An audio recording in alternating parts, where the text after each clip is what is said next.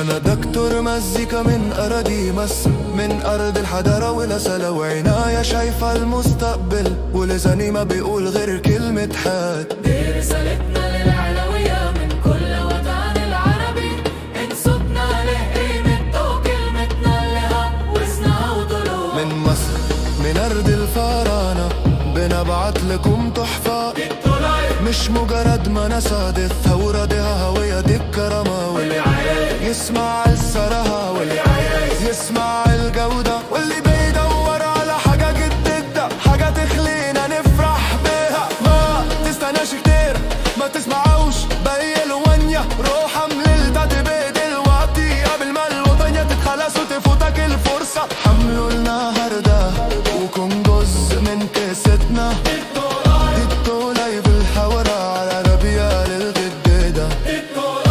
صوت حياتك راسم طريقك في البوس، في العربية وفي نص يومك الطويل.